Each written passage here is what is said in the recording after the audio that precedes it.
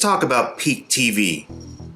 Peak TV, otherwise known as the current golden age of television, certainly has garnered a wide variety of not just programming, but also platforms for that programming to be broadcast on. Mainstream terrestrial networks, streaming services, and cable and premium channels now offer a multitude of niche interests. There is literally something for everybody these days, and more often than not, we're able to find exemplary shows from every genre under the sun. And for several years now, one particular network has been sort of the barometer for prestige and quality.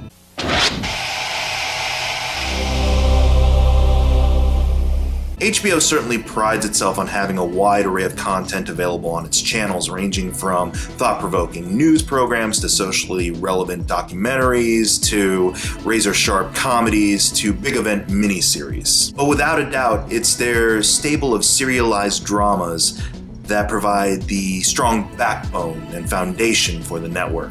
Ever since the late 90s and early 2000s, grounded and gritty shows such as Oz, The Sopranos, and The Wire set the tone for what to expect from not just HBO Original Programming, but the golden age that would follow. There was widespread appeal in primetime television that was allowed to explore more mature themes and adult content unfiltered. It also didn't hurt that these shows often had consistently slick writing and performances at their core, garnering critical acclaim and several industry awards. Only recently has the pendulum swung towards the genres of fantasy, horror, and science fiction, while still providing watershed moments for the ever-expanding audience. The quality of the writing...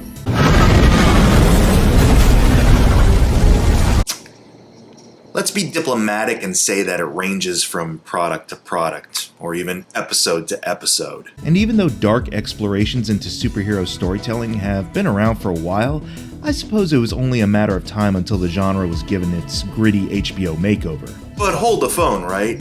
Because a lot of people are quick to forget that the network did try their hand at this, and in animation of all mediums. And I dare say it effectively encapsulated all of the long-standing qualities that people would come to associate with HBO Original Programming.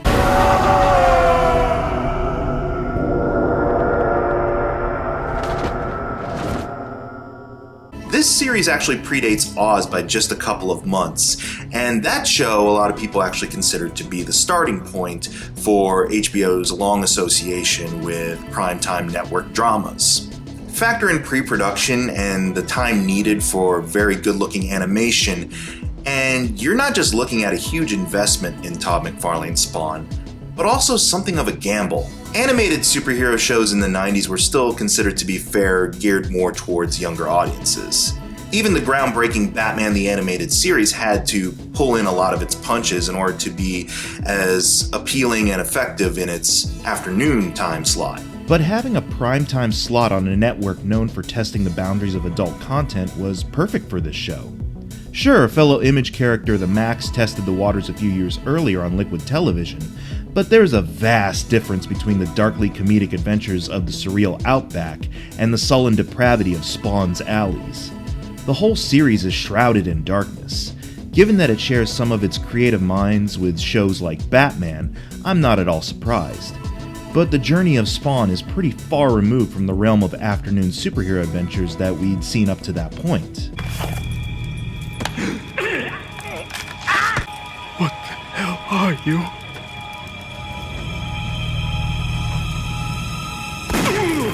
For those unfamiliar with this franchise, Spawn is the story of a government assassin named Al Simmons who is betrayed and killed in the line of duty.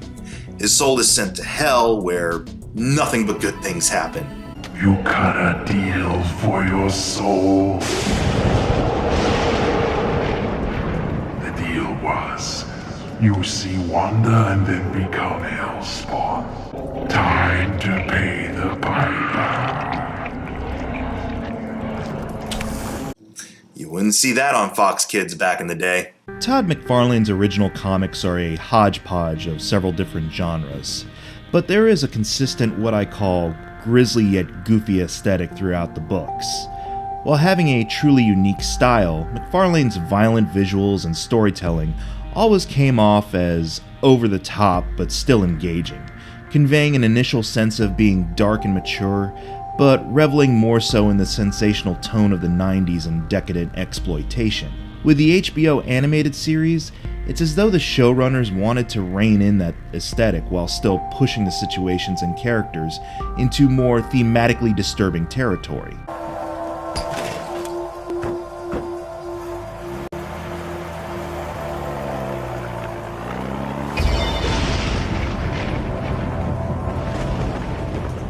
The animated Spawn is actually far more subdued and subtle than its source material.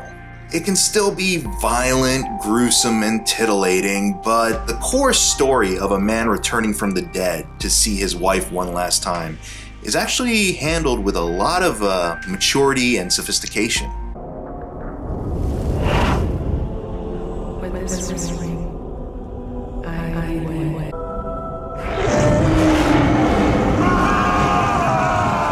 It's a drama, a dark comedy, a spy thriller, and a love story all at once. And that characteristic seems to be prevalent in a lot of HBO's contemporary programming, no matter how far-flung the premise.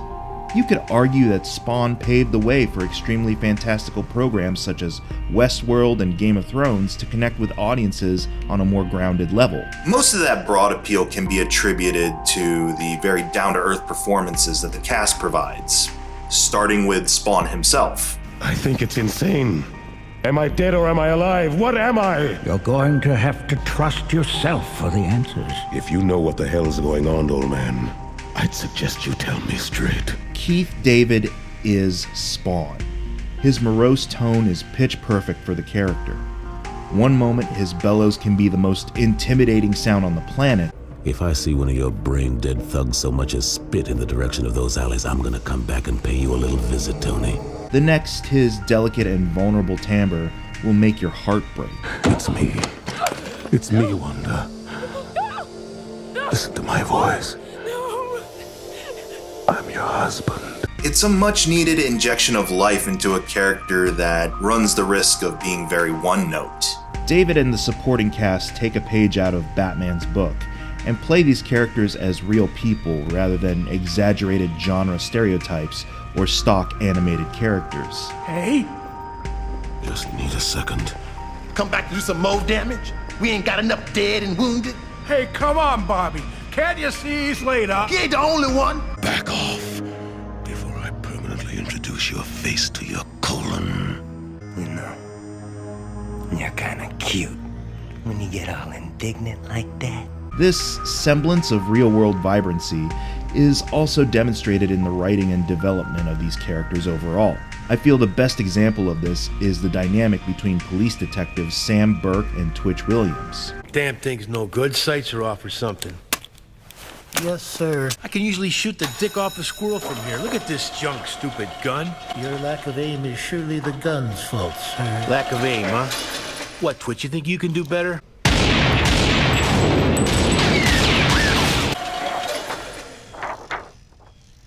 Lucky son of a bitch.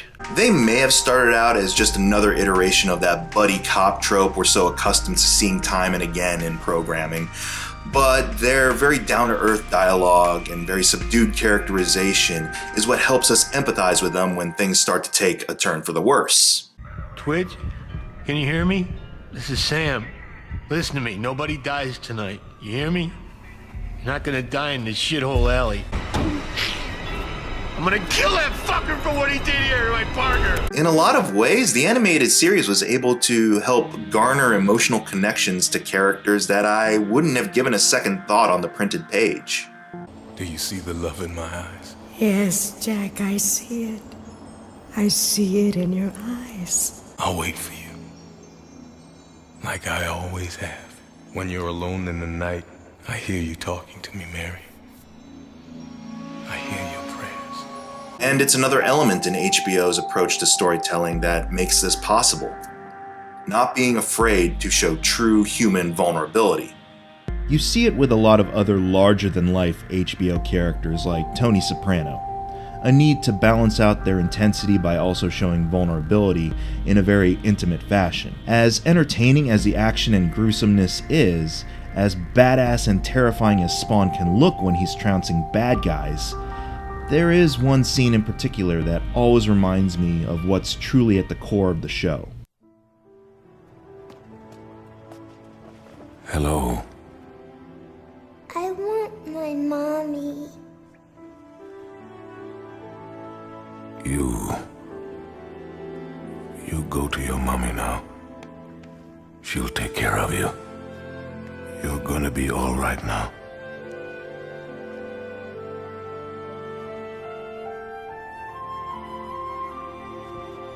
Thank you.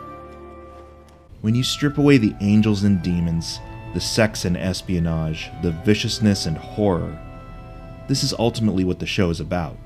A sad and lonely man out of time, out of place, trying to find some semblance of humanity to hold on to. Like a lot of shows before and after it, there are high and low points throughout its 3-season run. But what never goes away is the overwhelming rediscovery of humanity our hero finds himself having to constantly wrestle with. That was the sad man. What? You know, the sad man. He saved me.